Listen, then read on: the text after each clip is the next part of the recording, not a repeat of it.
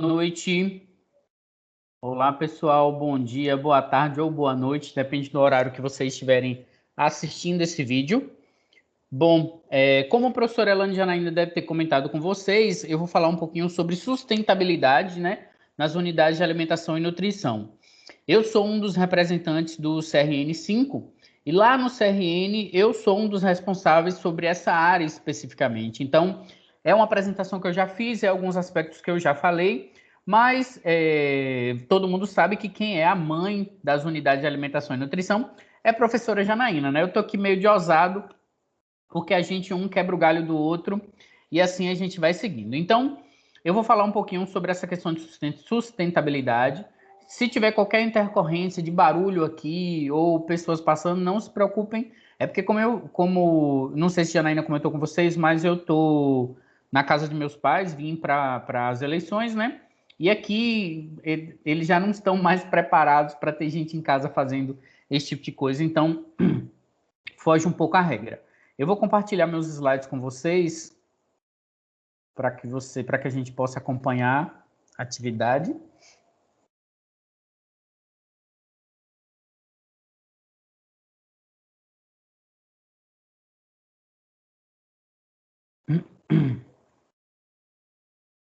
Pronto, deixa eu botar em tamanho maior. Bom, pessoal, então, como eu estava dizendo, a gente vai falar um pouquinho sobre essa questão de sustentabilidade e algumas estratégias e princípios que a gente pode seguir. Nesse sentido, uma das coisas que eu sempre penso para você pensar no One sustentável, o ideal, o que deveria ser pensado de início, era a ideia de que nós devemos começar todo o processo pelo planejamento físico, né, que é garantir as instalações adequadas e funcionais, assegurando a operacionalização dentro das mais rígidas normas técnicas de higiene e também garantindo uma boa qualidade da produção do serviço prestado aos seus usuários. Então, tudo começaria a partir do planejamento físico, porque no planejamento físico eu conseguiria ter uma ideia específica do que seria feito, né? Eu já conseguiria pensar algumas características. Por exemplo, eu sonho em ter uma casa sustentável, porque eu acho o cúmulo do absurdo a gente utilizar água limpa para dar descarga. Por que a gente não reutiliza a água da pia, a água do chuveiro para dar descarga? Que teoricamente ela já vem até com sabão, né, que a gente utiliza. Então, são pequenas estratégias que a gente poderia pensar. Hoje a gente já tem algumas inovações pensando na energia eólica, que cada dia cresce, eólica e solar, né, que cada dia cresce mais dentro desse princípio, mas ainda temos muito que caminhar dentro dessas estratégias. Então, o planejamento físico e os conhecimentos multiprofissionais casam na implementação das atividades de sustentabilidade nas nossas unidades. Eu tenho que pensar esse planejamento físico pensando nos funcionários, né? Porque eu preciso que eles tenham conforto e segurança no desenvolvimento de suas atividades. Isso é base, isso é o que a gente deveria ter como ponto central de algumas atividades, de algumas questões. Hoje a gente sabe que alguns interesses econômicos vão além disso, mas esse deveria ser um dos pontos a se pensar. Eu deveria pensar na questão dos clientes, né? Pensando sempre no ambiente mais saudável, no ambiente mais aconchegante e confortável para que eles possam se sentir abraçados por essas unidades. Eu tenho que pensar nesse planejamento físico no ponto de vista das operações, porque eu tenho que ter um fluxo mais racional, né? Eu tenho que diminuir o tempo de produção, eu tenho que diminuir o custo, eu tenho que aumentar a eficiência administrativa e operacional, porque uma One muito bem pensada e planejada, ela consegue atingir quase que 100% dos seus objetivos. Alguns objetivos ela não consegue porque não depende só dela. Mas a grande maior parte que depende dela, ela consegue ter esse arcabouço e consegue ter essa ideia muito mais fixa desse desenvolvimento. Eu tenho que pensar no planejamento físico do ponto de vista do espaço físico, pensando sempre na flexibilidade, na disposição dos equipamentos, nos móveis, nas áreas físicas, na ampliação dessas áreas, entre outros aspectos, né? E pensar também na questão da própria empresa, buscando sempre a integração do processo e alguns elementos envolvidos na sua execução, com resultado no aumento dos níveis de qualidade, né, produtividade e eliminação dos desperdícios. Então, Percebam que eles todos se encaixam no planejamento físico, e esse planejamento físico, ele tendo a ideia da sustentabilidade antes, ele conseguiria ter essa resposta. Professor, mas se eu não pensei antes, minha One já está funcionando, eu já estou com as atividades em pleno funcionamento, eu não posso mudar? Pode. Mais à frente a gente vai ver algumas estratégias que a gente pode ter. Então, na minha One, eu preciso pensar se ela vai atender pessoas com caráter... Na verdade, se o meu público é para atender questões dietoterápicas, né? Se eu vou ter um catering a bordo, se eu vou ter uma alimentação escolar, se eu vou trabalhar nas Forças Armadas, na alimentação comercial, nas empresas, porque cada uma delas tem um objetivo. E aí, com base nesse objetivo, eu tenho que me adaptar a essas realidades. Me adaptando a essas realidades, eu consigo ter um pensamento diferenciado em relação a essas características e essas atividades propriamente ditas. Então, isso tem que ser muito bem marcado, isso tem que ser muito bem deliberado sobre o meu objetivo final da minha unidade. Além disso, eu tenho que pensar na questão do tamanho dessa unidade, né? Se ela é de pequeno porte, se ela atende até 500 refeições por dia, de médio porte até 2.000, grande porte até 10.000, pense em 10.000 refeições por dia, é punk, né? Eu digo que às vezes um nutricionista só, não sei se daria conta não. E ainda tem o extraporte, que é acima de 10.000 refeições por dia. Inclusive, eu não conheço nenhuma One que seja extraporte. A professora Janaína pode ajudar vocês nisso, né? Se ela conhecer alguma, ela apresenta para vocês e apresenta para mim também alguma One extraporte que aqui especificamente eu não conheço nenhuma que tenha um atendimento acima de 10.000 refeições por dia. Então, com base nisso, eu consigo ter estratégias diferenciadas pensando nessa sustentabilidade. Então, eu vou analisar qual é o meu mercado, quem é que eu vou atender em relação a essas atividades especificamente, qual será meu tipo de estabelecimento, eu vou fazer um one comercial, eu vou ter uma one de atendimento empresarial, como vai funcionar essa atividade, é via aplicativo, que hoje é um ramo que cresce muito, né? Quais são os aspectos que a gente tem dessas UANs via aplicativo que pode se enquadrar. O porte do estabelecimento, se ele é de médio, grande, pequeno porte, como a gente acabou de falar. Qual é o tipo de clientela que eu estou atendendo? Eu tenho que pensar nessa clientela para dar um retorno em relação a essas questões específicas de funcionalidade. Quais são os tipos de refeição que estão sendo atendidas? Qual é o tipo de cardápio? Qual é o per capita geral desse trabalho? O número total de refeições diárias e também a capacidade máxima de atendimento dessas atividades. Então, tudo isso tem que ser pensado em relação ao planejamento físico, para esse planejamento físico atender às demandas que a gente tem das unidades de alimentação e nutrição. E aí vem um ponto principal da nossa conversa, né? Eu fiz um planejamento adequado, tenho tais características, vou implementar as questões de sustentabilidade que a gente vai apresentar. Não fiz o planejamento físico, e aí eu tenho que pensar agora em estratégias que eu posso criar para estar atendendo essas questões. Então, depende muito da variável aí de cada um. Mas o primeiro ponto que a gente tem que pensar é que na literatura a gente tem várias definições do que é, na verdade, a sustentabilidade, né? Na literatura, o que mais caminha em relação ao nosso objetivo, que é a questão da cozinha verde, né? É o equilíbrio entre o desenvolvimento econômico e a preservação dos recursos naturais, garantindo dessa forma o crescimento da economia e melhores condições de vida para estas e futuras gerações. Então, pensem que nessa linha de cozinha verde, de sustentabilidade, eu tenho diversos aspectos que eu posso me enquadrar. Muitas vezes o gestor da unidade pensa assim, eu vou investir numa sustentabilidade, que é uma coisa que não me dá retorno. Na verdade, dá um retorno, né? E tem um retorno econômico, mas é que o retorno econômico de implementar estratégias de sustentabilidade é a longo prazo. Sendo a longo prazo, nem sempre o gestor consegue perceber esse tipo de estratégia, esse tipo de característica. E aí, por conta disso, deixa de se investir. Por exemplo, a questão de energia solar. Energia solar, quando fala de energia solar, todo mundo diz, é cara. O primeiro pensamento é esse, que a energia solar ela tem um custo. Mas vários estudos indicam que ela se paga em mais ou menos 2 anos. O investimento que você faz é correspondente ao que você pagaria em 2 anos pagando a conta de luz.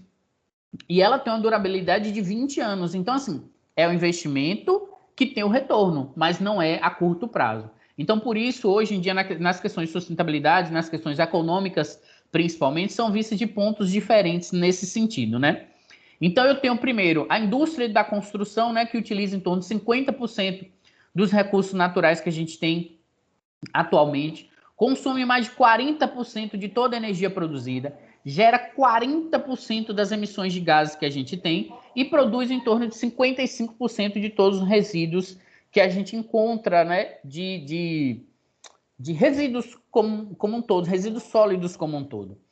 Já quando eu faço um planejamento sustentável, eu busco primeiro preservar o ar, que é uma das principais características que a gente tem e que a gente tem que pensar especificamente. Eu sempre brinco com o pessoal do seguinte: até os anos 2000 se falava muito do buraco da camada de ozônio. Várias propagandas, vários programas de governo, várias características, programas mundiais se falava do buraco da camada de ozônio. De um tempo para cá, remendaram a camada. Ninguém ouve mais falar. A camada de ozônio sumiu, ou ninguém presta mais atenção nela, ou o que foi feito. Mas percebam que são questões periódicas e se a gente não abrir o olho hoje, a gente tem consequências futuras em relação a isso. Então, no planejamento sustentável, a gente busca preservar as questões do ar, né? Eu busco sempre a questão de eficiência energética, porque tem várias fontes de energia na nossa casa, nas nossas UANs, que podem ser utilizadas e que às vezes a gente passa despercebido. Reutilizar partes da água, que é um dos meus sonhos especificamente, porque a gente hoje já encontra países no mundo que tem um racionamento severo de água, enquanto que a gente toma banho com água potável diariamente. Conforto térmico e acústico, né, são dois pontos bem importantes. E utilização de produtos e tecnologias ambientais sustentáveis. Um dos pontos carro-chefes que a gente teve, né, é a questão do canudo. Que até pouco tempo atrás ninguém pensava especificamente, e eu digo que foi um dos primeiros saltos que nós tivemos. Até então, ninguém falava a respeito disso, né? Ninguém chamava atenção a respeito dessas questões de canudo sustentável ou qualquer coisa do tipo, e de repente lança-se esse programa, lança-se essa característica e fica aí. Hoje em dia ele ainda engatinha um pouco, mas em alguns estados do Brasil ele já é um programa implementado. Não existe canudo descartável em vários locais. E a Cozinha Verde ainda pensa a saúde do homem, né? A saúde do homem, do ser humano por um todo, não só do homem gênero masculino, e também com uma questão de saúde do ambiente, porque hoje em dia o ambiente sofre muito com relação às nossas atividades. Muito se pensa na questão da viabilidade econômica na construção sustentável, né? Primeiro o seguinte, eu consigo fazer um reuso de água e com isso eu posso ter uma economia de em torno de 35%. Então, pensem que 35% é muita coisa. Quando eu boto no papel isso, tem um retorno bastante expressivo. Na Cozinha Verde, eu posso gastar até 5% a mais durante a obra. Eu posso ter esse gasto a mais, né, os 5% a mais, mas após a obra eu tenho economia de em torno de 30% em relação à estrutura. Então, é um ponto bem viável, bem importante. Em relação ao aquecimento solar, né, a gente consegue pagar esse aquecimento em comparado com o uso tradicional em até um ano de uso. Então, tudo isso é viável, é uma economia sustentável que pode ser pensada. Eu tenho uma amiga que está construindo uma pousada na Chapada, em Lençóis, que ela chama de bioconstrução. A bioconstrução eu digo que hoje a gente está tentando viver o que os avós da gente viveram, né? A gente está evitando comidas industrializadas, a gente está evitando produtos industrializados que nossos avós não tinham disponíveis. Então essa amiga hoje está construindo ela está fazendo uma pousada verde, que ela chama, né? Através do processo de bioconstrução. Nesse processo de bioconstrução, ela usa paredes de barro, que a gente chamava antigamente de adobe. Muitos de vocês jovens não devem conhecer, né? Mas são paredes de enxerto feitas de barro entrelaçadas com madeira. Nessa parede, a gente tem uma capacidade de dispersão do calor de até 15% a mais do que nas paredes convencionais de tijolo, e se utiliza um material que não é queimado. Então, eu tenho uma sustentabilidade maior em relação ao processo por conta dessas características. Então, é um ponto de vista bem benéfico, né? Eu também preciso pensar na questão da renovação do ar, porque em alguns refeitórios, sempre que possível, a gente evita usar ar-condicionados. Primeiro, por conta da manutenção técnica. Segundo, por conta da limpeza correta. Terceiro, substituição de filtros. Então, se eu não tiver o ar-condicionado, eu retiro tudo isso, que é um ponto de economia. Então, sempre que viável, a gente pode instalar janelas para renovação do ar, né? Disposição correta, principalmente porque em alguns centros urbanos a gente pode ter poluição sonora e poluição do ar. Mas uma janela especificamente faz toda a diferença. Eu queria muito sentar com alguma construtora de Salvador e perguntar por que os prédios novos todos têm janelas pequenas. Todos vêm com microjanelas. Meu apartamento, como é antigo, é uma mega janela, quase a parede da sala toda.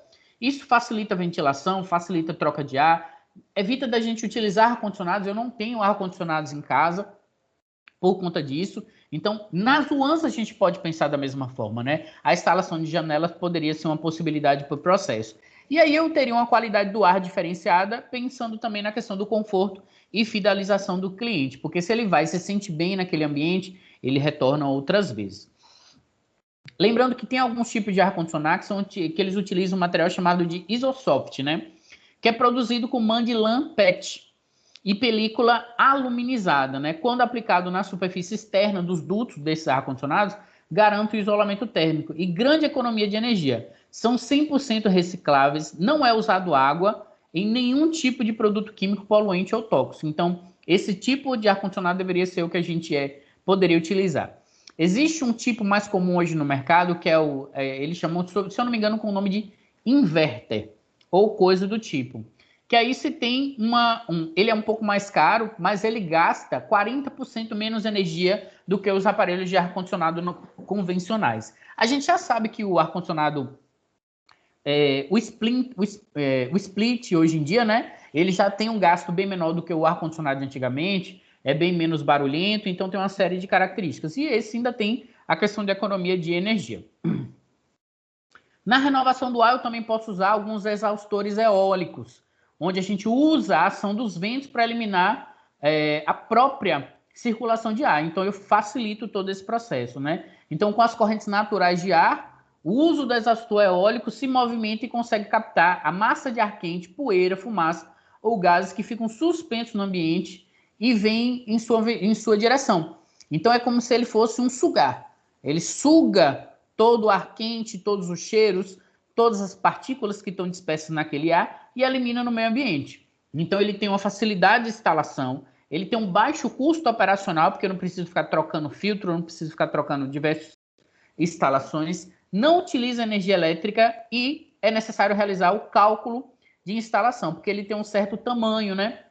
Então, depende um pouco disso.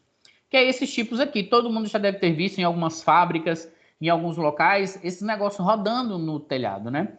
E ele serve justamente para isso. Então, só para vocês terem um exemplo, né? Quando a gente tem um local forrado que não tem o exaustor eólico, a temperatura dentro do local, sem o ar-condicionado, fica em torno de 40 graus. Quando eu uso o mesmo ambiente, sem a cobertura e com exaustor eólico, a temperatura fica em torno de 32 graus. Então, é uma diferença bem importante. Isso, pessoal, lembrando que assim, no ambiente externo está em 32. Então, ele equipara as temperaturas no ambiente externo com o ambiente interno. Então, a gente tem essas facilidades. Quando a gente fala de eficiência energética, né? Então, eu busco sempre o aproveitamento máximo da luz solar, que é um dos pontos principais, e eu tenho buscado sempre a questão da disposição das janelas. Quando a gente fala da luz, eu não falo só da iluminação das janelas, mas também, a depender do tipo de local que você esteja, você tem estratégias que facilitam essa entrada de luz. Por exemplo, é uma coisa muito antiga, as telhas de plástico ou telhas de vidro. Eu lembro bem que na casa de alguns parentes meus mais antigos, tinham telhas de vidro que conseguiam iluminar o ambiente, quando o ambiente não tinha janela. Minha avó tinha uma telha de vidro dentro do quarto dela que iluminava o quarto. Então, eram estratégias antigas que hoje em dia se busca novamente, né? Para fazer essa eficiência energética e aproveitamento da luz solar. Então, eu posso fazer instalação de circuitos de iluminação independente dos demais circuitos do prédio, pensando sempre nessa questão da eficiência energética e da questão da possibilidade de ter maior iluminação natural, por assim dizer, né? Que ela até, como é que eu vou dizer assim, menos cansativa. Não sei se alguém aqui já fez alguma live utilizando esse equipamento que agora está na moda, que é o tal do ring light. Enquanto você está utilizando ele, você cansa muito os olhos, você cansa muitas vistas. Quando você termina a live, você está acabado. por conta desse excesso de luz artificial no seu rosto, seus olhos cansam. O que não leva ao mesmo sintoma se você utilizar iluminações naturais. Então, a gente tem esse processo. Você pode ter sistemas de aquecimento solar de água, né, com utilização de placas coletoras, para atuar como principal sistema de aquecimento de água para chuveiros, placas fotovoltaicas, entre outros. Vou dar um exemplo disso aqui. Eu conheci um determinado local que o aquecimento da água acontecia porque o cano passava dentro do fogão. Eles tinham aquecimento à brasa, né, do fogão, que era fornos tipo pizza, e aí dentro do fogão passava um cano de ferro. E esse cano de ferro se comunicava com os tubos de PVC, e aí quando a água passava no cano aquecido pela brasa, ela se aquecia e ia para o destino dela aquecida. Então é uma das formas que se tinha de fazer eficiência energética, né?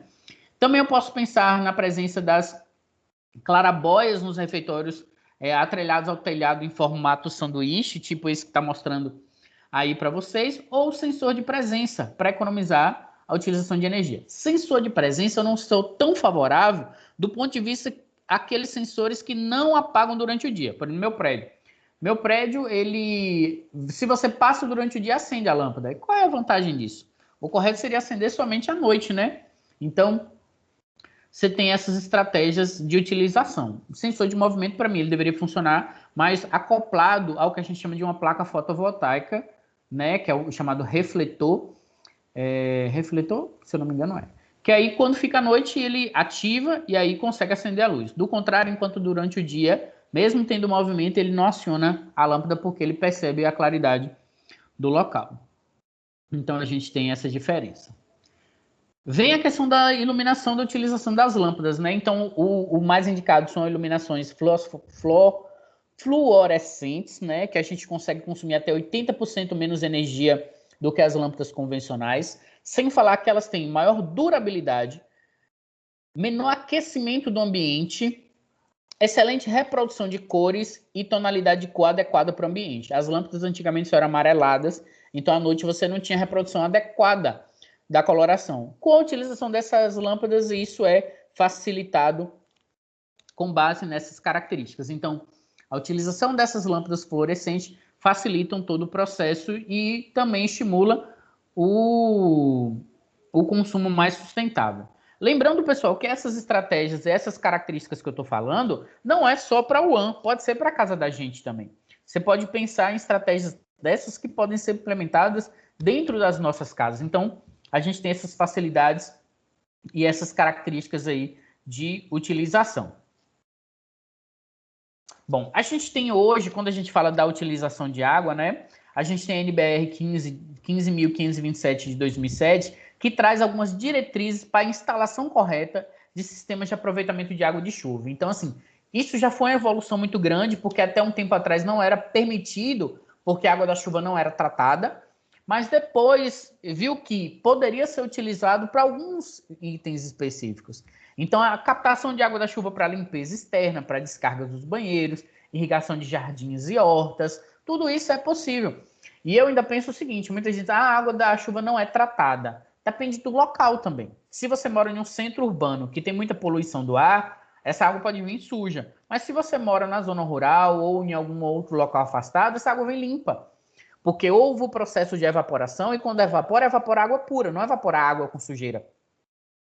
Porque a água tem um ponto de ebulição em 100 graus, não as sujidades e as outras coisas que estão acompanhadas nela. Então, já é um processo de limpeza. A dificuldade é quando você tem gases nas nuvens que poluem novamente na água quando ela condensa e for cair. Então, aí você pode ter, por exemplo, em capitais é comum a gente ver chuvas escuras, que sujam mais do que limpam, né? Então, a gente tem essas características. Foi feito um estudo pela Unicamp, né, que era visando principalmente a utilização de sistemas de captação de água de chuva nos restaurantes universitários. Ela fez o estudo com o próprio restaurante dela. Então, o RU, né, que é o restaurante universitário da Unicamp, ele tinha um sistema de captação de água de chuva para atividades diárias de limpeza, irrigação dos gramados e descargas de alguns vasos sanitários. Então, eles tinham um cálculo de gasto por dia de 300 litros de água na lavagem do chão interno e de uma pequena parte externa do restaurante, de 300 litros. Minha gente, se a gente vai contabilizar quanto a gente gasta de água, a gente ficaria chocado com a quantidade que a gente gasta ao todo, né? E eles fizeram um cálculo que eles conseguem captar por dia 3 barris de 100 litros, ou seja, a capacidade exatamente que eles usariam por dia de água para utilização nesses locais. Então, eles instalaram esses tonéis que vocês estão vendo aqui em cima para fazer esse processo de captação. E toda a água utilizada nessas questões de limpeza, como eu já falei para vocês, né? Limpeza, irrigação do jardim, gramado e outros, era feito com essa água. Então, se eles tivessem um sistema exclusivo de água da Embasa só para isso, né? Embasa que eu digo a gente aqui na Bahia, eles zarariam a conta. Então, são possibilidades que a gente tem. Você pode também ter sistemas de controle de acionamento via sensor de torneira, né, que diminui o consumo de água, sendo que ela só é aproximada por meio da proximidade das mãos com as torneiras. Várias UANs já têm aplicado isso porque facilita até o processo, diminui o processo de contaminação. A mão estando suja, não precisa tocar na torneira para que ela seja acionada. Pelo próprio sensor, teria esse acionamento. Qual é o ponto negativo? Custo, né? É um sensor que tem um custo apropriado e aí, por conta disso, muita gente deixa de acionar. Mas estudos indicam que o uso desses sensores diminui em 60% no gasto com água. Então, são possibilidades. Você pode ter torneiras com bocais dotados de chuveiros dispersantes, né? Que chegam até metade da cuba da pia, distribuindo para o aumento do contato da água com os utensílios que estão sendo lavados. Então, utilizando esses bocais aspersores que estão aqui na imagem para vocês, a gente consegue diminuir até 50% do gasto de água. Digo isso por experiência própria. Lá em casa tinha uma torneira que não tinha esse negócio, né? A água caía direto e depois da instalação disso, coloquei em todas as torneiras, a conta diminuiu em 45%.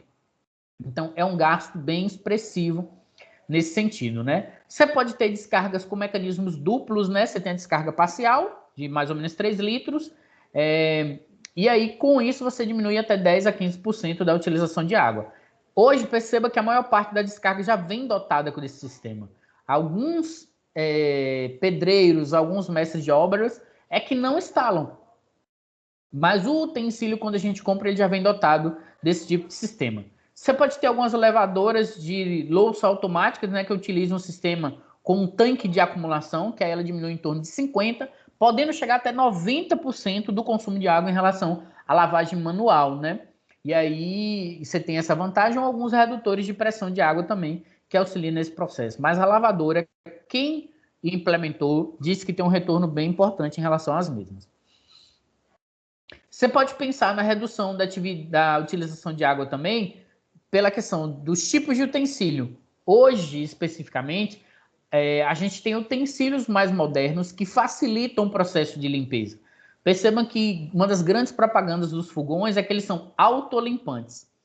Eu digo que é uma propaganda enganosa, porque do lado de casa, se eu não limpar, ele fica sujo, né? Então, não vem com o negócio de autolimpante, que para mim ele limparia sozinho. E o de lá de casa não acontece isso. Mas você tem utensílios antigamente que demandavam uma quantidade de água grande para fazer a higienização, que é o caso dessas panelas autoclave, né? Que são panelas de pressão utilizadas em grandes unidades de alimentação e nutrição, que necessitavam uma grande quantidade de água para fazer o processo de higienização, principalmente água quente. Enquanto que hoje você tem equipamentos, como é o caso do forno combinado, que ele sozinho já tem um sistema de lavagem. Você tem um sistema de microaspersão de água dentro do forno combinado que ele facilita todo o processo de lavagem. Então, é um ponto bem importante. A questão do lixo. Hoje a gente tem um acúmulo de lixo orgânico, principalmente nos aterros sanitários, né? Lembrando que existe uma lei, que eu não me recordo agora a data, se eu não me engano, é de 2007, que limita o uso de aterros sanitários. Não é mais permitido. Os municípios teriam que dar conta de uma forma de descarte adequado do lixo. Esse aterro sanitário ele leva poluição dos lençóis freáticos. Se for mal acondicionado, pode desenvolver vetores de doenças ao seu redor e algumas pragas, como cefaleia, náuseas, entre outras coisas. Tem um documentário agora, que eu não vou me recordar o nome, eu estou péssimo de memória, acho que vou tomar um ginkgo biloba para melhorar a memória.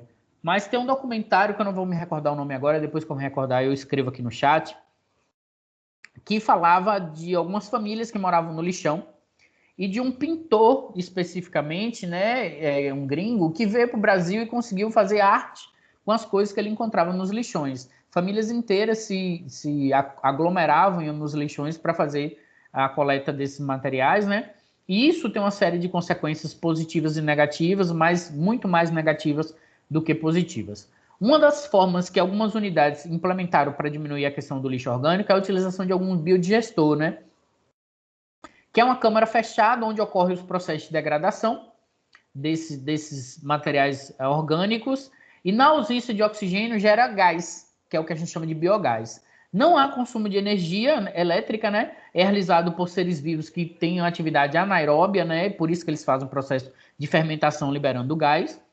E a gente utiliza principalmente no sistema de iluminação ou no fogão da cozinha, ou minimizando ou eliminando o uso de outras formas de combustível, né?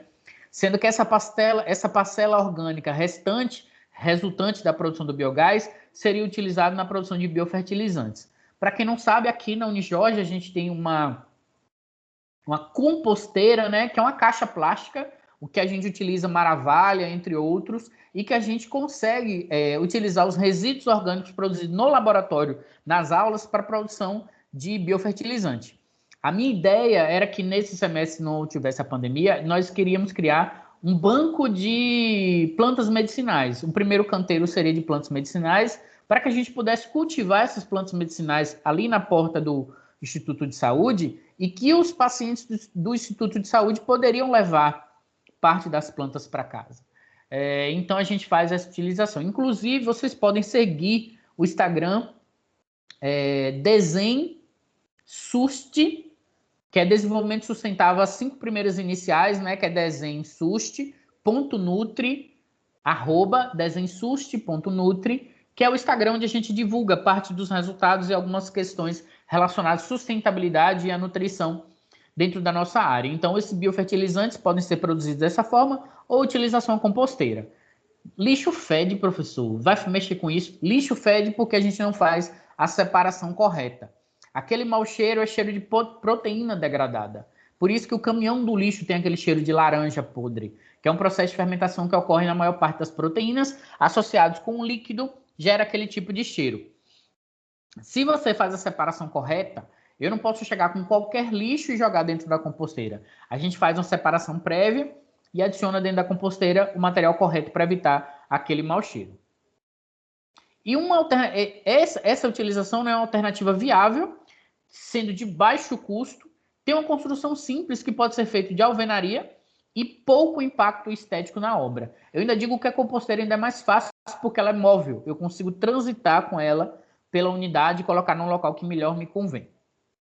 Então aqui é um esquema do biodigestor, né? Eu tenho ali onde eu coloco o lixo, a alimentação dele é feita naquela forma, né? Ele fica no nível do terreno e tem um cano de entrada desse lixo para dentro da câmara de fermentação. E em cima eu tenho uma campânula, aqui em cima eu tenho uma campânula e tem uma válvula de controle desse gás. Que aí, esse gás tem essa saída, você conecta com o sistema de gás que você quiser.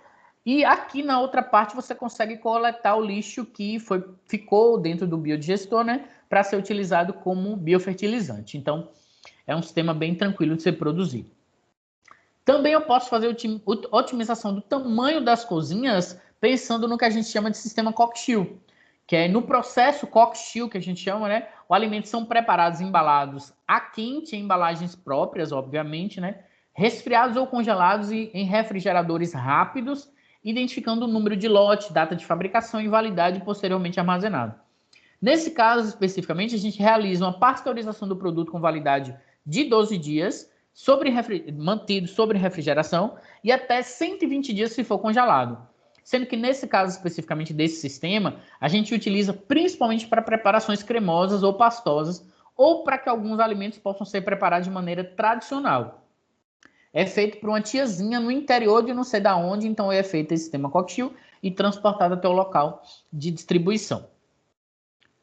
Então aqui é só esquematizando, eu tenho o resfriamento até 5 dias, né, o congelamento mais de 5 dias. Se eu faço um resfriamento rápido de em torno de 3 graus ou um congelamento rápido em torno de menos 16, eu conservo em mais ou menos 2 graus refrigerado ou 20 se for congelado, e eu consigo regenerar aquecendo acima de 70 graus em ambos os casos. Lembrando que o sistema, né, hoje é lei, que todo produto que for congelado, o certo é que seja congelado numa temperatura de menos 18 graus. A recomendação é essa para as unidades de alimentação e nutrição. Então, só porque aqui coloca menos 20, só deixando claro em relação a isso.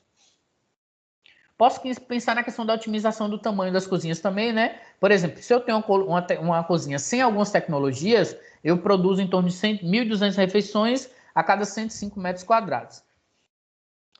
Se eu faço um planejamento dessa cozinha, mesmo sem tecnologia, mas planejado, eu consigo produzir até 1.200 refeições com 75 metros quadrados. Então, eu faço a diminuição desse planejamento em cima dessa forma. Ou seja, se eu utilizo essa cozinha sem tecnologia, associada a alguns equipamentos, eu consigo fazer a redução do tamanho, especificamente dessa produção e desse processo de produção. Pessoal, só um adendo aqui, que eu acho que eu coloquei uma coisa errada. Aqui é uma cozinha com tecnologia, viu? Que é 1.200 refeições por 75 metros quadrados. Sem tecnologia que eu tenho 1.200 refeições por 105 metros quadrados. Quando eu penso na questão de alguns equipamentos, especificamente podem ajudar nessa questão de sustentabilidade, eu penso em alguns refrigeradores e freezers desse grupo, né, que são equipados com fluidos, especificamente o fluido R134A, que é feito a partir de um gás ecológico, que é HFC, que é hidrofluorocarbono, que é inofensivo à camada de ozônio. Quando se falava da camada de ozônio lá no passado, falava, né, que o que causava a degradação da camada de ozônio era o gás dos refrigeradores, era o gás dos desodorantes, era os gases expelidos pelas vacas, falava de tudo isso. Hoje em dia não se fala mais. Mas esse tipo de gás é um gás bem importante, inclusive vem discriminando naquele selozinho como é que diz, aquele selo de otimização energética que vem na frente, que vem a classificação energética, se é A, se é B, se é C em relação ao consumo, vem naquele selo especificamente essa identificação. Então, você tem que fazer instalações desses dispositivos que reduzem o consumo de energia das geladeiras e algumas câmaras frigoríficas, né? Esses dispositivos especificamente falam da questão de refrigeração, porque geladeiras e refrigeradores em locais muito quentes, a tendência deles é que eles acabem gastando muito mais energia. Tem também um processador autossuficiente, né, de detritos que transforma o lixo orgânico em adubo. Então, é uma das vantagens. E alguns mobiliários do refeitório, como balcões, mesas e cadeiras, podem ser feitos à base de madeira, ou MDF ou HDF, que são também ecologicamente corretos. Então, são estratégias que a gente tem. E aí, como eu falei para vocês, esse selo hoje em dia vem em todos os equipamentos, né? Que é o selo Procel, feito pelo Inmetro, que tem a categoria A de eficiência energética para redução de consumo. Então, vem ali em cima dizendo o tipo de equipamento, o nome do fabricante, né? Aqui, o tipo de equipamento, o nome do fabricante, indica a marca comercial aqui embaixo, indica o modelo e a tensão do equipamento, a letra identifica a eficiência energética desse equipamento, e aqui embaixo indica o consumo de energia em quilowatts por mês. Então, você pode estar medindo e fazendo cálculo assim, em relação a esse processo. Alguns equipamentos vocês vão ver mais de um selo, é porque ele desempenha funções diferentes e cada função pode ter um selo diferente. Por exemplo, máquina de lavar. Máquina de lavar ela pode ser A no processo de lavagem e pode ser C no processo de centrifugação. Ou seja, na centrifugação ela acaba gastando muito mais energia do que na lavagem. Então, são processos. E a gente pode pensar também a questão do paisagismo nativo, né? Onde a gente melhora a qualidade do ar, a gente promove conforto térmico e acústico aos locais. Também tem uma estética natural muito bonita. Eu posso fazer retenção de água e eu também pensar na questão do desenvolvimento da biodiversidade. Na Unijorge, a gente tem essa questão da estética natural, né? E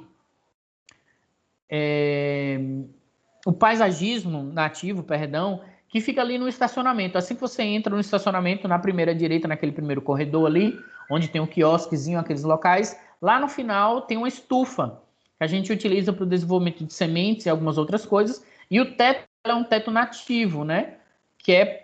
Algumas plantas são cultivadas para diminuir a temperatura dentro da estufa. Então, a gente tem essas características. Sendo que, normalmente, essas atividades do setor de alimentos estão diretamente ligadas ao desenvolvimento sustentável, principalmente porque a gente utiliza muita matéria-prima, a gente gera muito resíduo, a gente trabalha com pessoas e, principalmente nas unidades, visa muito lucro hoje e tem as questões de responsabilidade social. Hoje, não sei se vocês já viram, existem órgãos e entidades que bonificam determinadas unidades que fazem o papel delas relacionado à responsabilidade social. Então, a gente tem esses desenvolvimentos e essas características.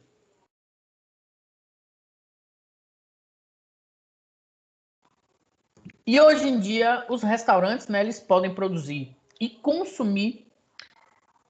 Hoje em dia, eles devem produzir e consumir, sendo sempre preocupados com o amanhã, na questão da geração dos resíduos e agindo de maneira consciente. Sempre tentando ser sustentável, buscando sempre algumas práticas ecologicamente corretas, economicamente viáveis, socialmente justas e culturalmente aceitas. Isso é afirmado, né, pelo pesquisador, pela pesquisadora Roberta Bertoni, né, que é gerente do projeto de empresa do segmento de alimentação. Um exemplo disso, todo mundo já deve ter visto, quem não viu, convido a ver, que é a sede da Secretaria de Desenvolvimento Sustentável da Prefeitura de Salvador, que fica ali no comércio. Você passa pela frente do elevador Lacerda como quem vai para o subúrbio, faz aquela curvazinha, faz a segunda curva à direita, você sai, vai olhando para o seu lado esquerdo. É um prédio, né, de esquina, que ele é todo recoberto de cobertura verde. E aí eu perguntei ao secretário por que disso, eu também já tinha visto algumas entrevistas dele. O secretário disse que é porque lá dentro não tem ar-condicionado. E a cobertura verde facilita esse processo de troca de temperaturas com o meio ambiente. No teto tem um sistema de captação de água da chuva, que é quem molha a cobertura viva das paredes. Então ele é economicamente sustentável. Inclusive tem várias lives que acontecem lá no teto dessa unidade especificamente. Então é bem interessante. E aqui algumas ações que a gente pode ter nas unidades pensando nisso, né? Primeiro, redução do consumo de água, que a gente já comentou, pensando na captação de água e reutilização de alguns tipos de água para atividades que são permitidas. Você pode colocar válvulas em descarga com acionamento duplo, né? Uma com resíduos sólidos em torno de 6 litros de água e outra para resíduos líquidos que em torno de 3 litros especificamente. Normalmente as descargas trabalham com de 10 a 12 litros de água por descarga, né? Colocar aeradores para regular a vazão de todas as torneiras do estabelecimento e colocar torneiras automáticas. Então são vantagens, principalmente nos banheiros. Comprar máquina de gelo ecológica que facilita esse processo de produção do gelo sem gastar muita energia. Pensar sempre nos redutores de fluxo de ducha e de torneiras também, nessa questão da redução da água gasta, né? Analisar as vantagens e desvantagens de alguns equipamentos que você mantém e analisar a potência desses equipamentos, pensando sempre na questão de reutilização dos mesmos. Por exemplo, aqui, uma lavadora pequena, ela lava em torno de 160 pratos em 10 minutos. Um operador lava 40 pratos nos mesmos 10 minutos. Essa lavadora, ela consegue lavar 900 pratos em 228 litros de água. Já um operador, né, lava 900 pratos em 1.200 litros de água. Então, você tem que analisar situação por situação para que você possa ser mais sustentável. Os descartes de resíduo, né? Fazer sempre a coleta seletiva simples, fazendo a separação de restos de alimentos, que são matérias orgânicas úmidas, dos demais descartes secos. Gente, isso aqui a gente pode começar pela casa da gente. Em minha casa, tudo que é reciclável tem um lixeiro. Todos os demais materiais que são orgânicos e que vão para o lixo tem um outro lixeiro. Então, a gente tem essa diferenciação. E algumas ações para redução redução de resíduos, né? É pensar primeiro em melhorar o aproveitamento de alimentos. Hoje a gente acaba utilizando muito, fazendo uma subutilização de muitos alimentos. Pensar na readequação de alguns cardápios, nas técnicas adequadas de processamento, nos equipamentos e utensílios que são adequados para cada fins, no treinamento e conscientização da equipe e o trabalho de conscientização com a clientela, bem como o controle de custos. Todas essas atividades são muito bem pensadas nesse sentido. Por exemplo, eu fiz o meu estágio final de curso foi em uma unidade do hospital... Ah, meu Deus, como é o nome do hospital? Tô dizendo que hoje minha memória tá péssima. No hospital Manuel Vitorino, que é um hospital de doenças osteoarticulares ali em Nazaré. Deixa eu fechar essa porta aqui, pessoal, peraí.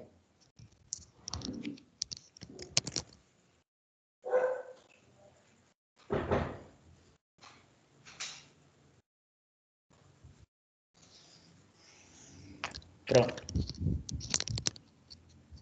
Retomando, eu fiz o meu estágio de final de curso, né, meu estágio de UAN, na unidade do Hospital Manuel Vitorino, em Nazaré. E lá a gente tinha que dar um retorno à unidade em relação ao estágio que a gente fazia, né? É como se eu tivesse que trabalhar para a unidade, para ela ter aberto as portas para mim. E aí o meu trabalho que eu fiz lá foi propor para o cardápio da unidade algumas estratégias de reaproveitamento dos alimentos. Por exemplo, eles tinham a utilização de bolo de banana 3 dias no cardápio. Nesses 3 dias, eles gastavam em torno de mais ou menos 200 quilos de banana. E aí eu propus utilizar a banana inteira, com casca e tudo. Depois disso, eles tiveram um ganho, né, de 60% no gasto de banana. Ou seja, eles diminuíram 60% da quantidade de banana que eles utilizavam antes. Porque assim, gente, dá para você fazer o bolo somente com a casca. Você não precisa nem ter a banana e o gosto fica igual, é a mesma característica. Além disso, eu propus a produção de bolos, especificamente de algumas frutas, que utilizavam chá. Por exemplo, o bolo de abacaxi não levava abacaxi. O bolo de abacaxi usava chá da casca do abacaxi na preparação, ao invés do leite. Então, são estratégias que a gente pode propor pensando sempre nessa questão da sustentabilidade. Aqui estão alguns exemplos. Ó. Trufa de chocolate com reaproveitamento de casca de banana, que a gente tem um aproveitamento de em torno de 89%, de quase 90% de toda a banana. Pão com reaproveitamento de semente e casca de abóbora, onde a gente busca aproveitar até 75% de toda a abóbora. Patê de berinjela, onde a gente consegue aproveitar quase 93% de toda a berinjela. E esses dados foram tirados desse trabalho de conclusão de curso, né, da aluna Paula Renata Vargas, do que na época ela estava no 4º semestre do curso de nutrição, do curso de gestão em gastronomia, que foi orientado pelas professoras Marilza Santini e a professora Priscila Silvana, que elas conseguiram fazer essa utilização e propor essas atividades. Aqui na Unijorge eu já orientei alguns trabalhos de TCC nessa vertente. Eu tive o trabalho de Karane e Makeson, que eles produziram sorvete a partir do caroço da jaca. Eu tive o trabalho de Grace, que hoje ela trabalha com Carol Nutri, e que ela desenvolveu uma pizza de casca de cebola com casca de feijão. E assim, gente, são ideias que a gente vai fazendo para poder implementar dentro do cardápio. E algumas outras ações é o descarte correto dos óleos, né? A gente não pode descartar óleo nas pias. Vá guardando numa garrafa e você pode colocar em vários shoppings, tem locais de coleta de óleo. Utilizar fornecedores locais, pensando sempre num raio assim, de 300 metros ou de 100 quilômetros. Quanto mais próximo da unidade, melhor. Sendo que esses fornecedores, se eles tiverem horta própria, é preferência deles, porque eles produzem alimentos sem agrotóxicos, não utilizar, em alguns casos, toalhas de mesa, se for possível, né? Utilizar produtos de limpeza que não agridem o meio ambiente e priorizar a compra de carne onde os animais são criados de forma sustentável. Hoje a gente tem um abate humanitário que visa justamente a humanizar todo o processo de criação, desde o início até o final. Quando acho que vocês estão fazendo tecnologia de alimentos, Paulo deve comentar alguma coisa sobre isso na questão do abate humanitário. Você pode também utilizar algumas placas fotovoltaicas, como a gente já falou, né? Priorizar o aquecimento solar, o uso de lâmpadas LED, priorizar a entrada de iluminação e ventilação natural, utilizar equipamentos elétricos com menor custo e verificar as condições dos equipamentos de refrigeração e congelamento. E aqui eu trago uma reflexão para vocês, né? Porque todos esses fatores provocam a necessidade do desenvolvimento de um profissional com visão crítica, construtiva e empreendedora para que a UANS, a Unidade Produtora de Refeição, atinja os seus objetivos, melhorando a qualidade de vida da população por meio de práticas sustentáveis. Assim, é importante que o nutricionista gestor tenha consciência da importância de sua responsabilidade técnica junto a esse segmento, começando pelo planejamento adequado da estrutura física, que é responsável pelo complexo processo de produção das refeições. Então, nós que seremos, vocês que serão os futuros nutricionistas, seria interessante que vocês já tivessem esse tipo de pensamento, esse tipo de ideia, para quando se formarem, porque assim a gente sempre teria um mundo melhor. E eu convido vocês a começar essas mudanças por dentro de nossas próprias casas, né? Tudo isso pode ser viável começando por nós mesmos. Essas são as principais referências que eu utilizei e o meu muito obrigado.